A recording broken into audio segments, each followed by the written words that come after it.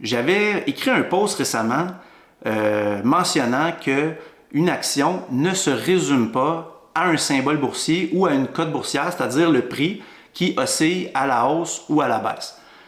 Donc, une action, je disais que c'est un droit de propriété dans une entreprise dont la valeur intrinsèque ne dépend pas du prix, okay? Du prix de l'action. Qu'est-ce que je veux dire par là? C'est-à-dire que la valeur intrinsèque n'est pas nécessairement égale au prix qui est affiché sur, par exemple, Yahoo, sur les marchés financiers. Donc, je vais vous donner un exemple pour bien comprendre qu'est-ce que je veux dire par là. Okay? Donc, par exemple, vous choisissez une entreprise et vous vous dites, vous vous posez, c'est une entreprise qui répond à vos critères, par exemple. Donc, on parle on va dire, une excellente entreprise que vous êtes en mesure de comprendre avec des gens honnêtes, compétents et qui va générer un revenu certain. Okay? Donc, le troisième critère, est-ce que l'entreprise, le quatrième critère, c'est-à-dire, est-ce que c'est une entreprise qui se vend à un prix attrayant? Donc, comme je vous dis, pour comprendre ça, il faut regarder la valeur intrinsèque. Donc, je vais vous donner un cas de figure. Si on regarde, par exemple, une entreprise sur 5 ans. Donc, 5 ans. On va regarder ses résultats. Donc, on va regarder les états financiers, on va aller voir l'état des résultats et on va y aller. Ce que je vais vous afficher, c'est un cas de figure très, très simple avec des chiffres, on va dire, par action. Donc, une valeur par action. Donc, l'entreprise génère 100 $ de revenus, première année, deuxième année 100 $, 120 $ la troisième année et 120 encore, on va dire 140. Et elle génère donc des revenus, elle va avoir des dépenses, c'est-à-dire ici elle va avoir 80 $, 100 $ de dépenses, 100 $ de dépenses, 120. Donc ici elle génère 20 $ de bénéfices. Donc approximativement 20 $ de bénéfices par exemple annuels. Si on regarde son bilan, donc ses actifs moins ses passifs donnent les capitaux propres. Et donc, l'entreprise, on va dire qu'elle a 500 $ d'actifs par action et 400 $ de passifs, ce qui donne 100 $ de capitaux propres. Donc, la valeur au livre, la valeur nette comptable est de 100 $. Donc ici, dans l'état des résultats, vous avez un bénéfice par action de 20 $ par année depuis 5 ans. Donc, vous allez comprendre pourquoi on va regarder ça sur 5 ans. Donc ici, 5 ans, ça veut dire qu'à l'année 0, si on peut dire, la première année, on avait 100 $. Donc, l'accumulation des bénéfices, on en a pour 100 $. Donc, on va dire plus 5 ans de bénéfices, ça nous donne 100 $. Et donc ici, on se retrouve avec des capitaux propres à la fin de 200 $. Donc, l'augmentation que vous voyez ici, on parle de 100% de rendement. D'accord? 100% de rendement. Si on l'annualise et qu'on calcule, par exemple, on prend l'impact de l'intérêt composé, ce n'est pas tout à fait 20% par année d'augmentation. Donc, l'augmentation ici, 100% sur 5 ans, si on faisait 100 divisé par 5, ça vous donnerait 20%. Ce n'est pas tout à fait un 20% de rendement que l'entreprise a généré. Donc, on va calculer ce qu'on appelle un CAGR. En anglais, c'est un Compound Annual Growth Rate.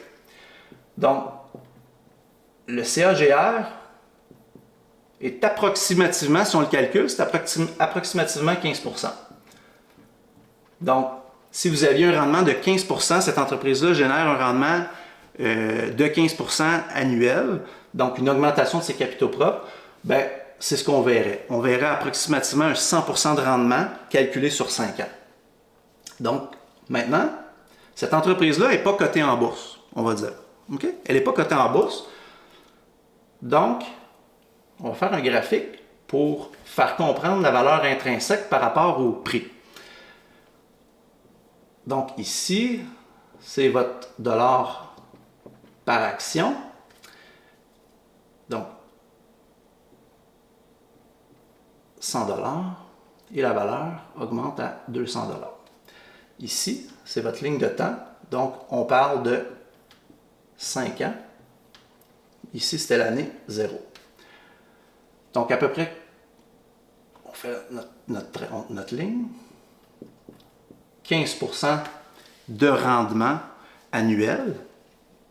Donc, ici, c'est 100%, mais c'est une augmentation de 15% annuel.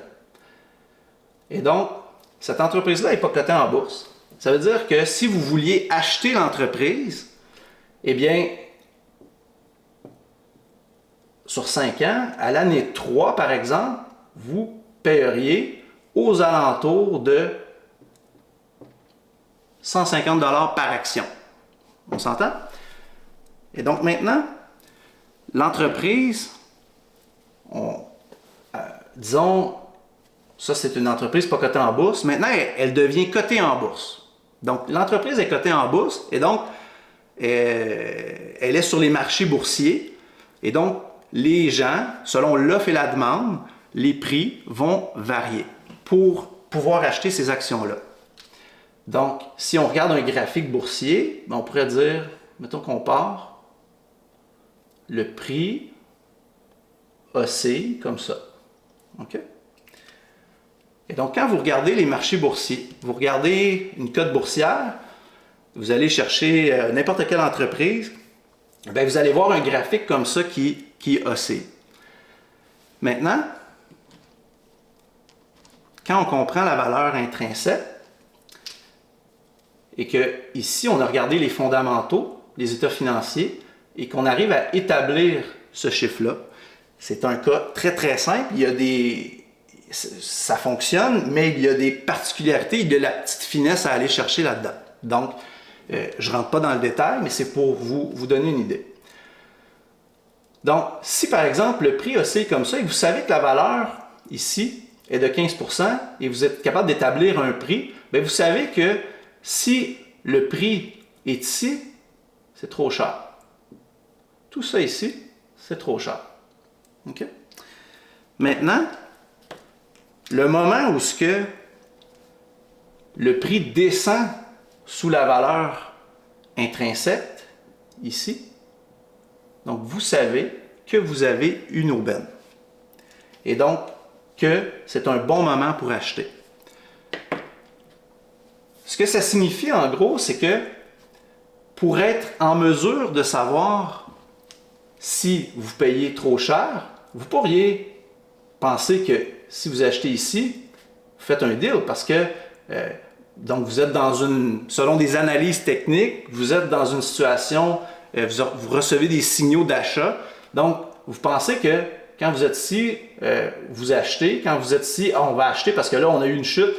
Mais techniquement, si vous comparez à la valeur, vous payez trop cher. Tant et aussi longtemps que vous ne descendez pas en dessous de la valeur, vous payez trop cher. L'idée, c'est que quand vous voulez acheter une excellente entreprise, c'est plutôt rare que l'entreprise va être sous-évaluée. Pour différentes raisons, parce que les gens ne veulent pas. Il y en a d'autres, il y a des gens qui sont capables de comprendre la valeur d'une business et par conséquent, plutôt rare qu'une très bonne entreprise va être sous-évaluée. Cependant, si vous êtes capable d'avoir un prix pour vous qui est attrayant par rapport à votre analyse, et donc vous obtenez une valeur en échange d'un prix qui est pas trop élevé. Et donc, par conséquent, si vous achetez ici, eh bien, les chances que vous soyez gagnant sont plus élevées.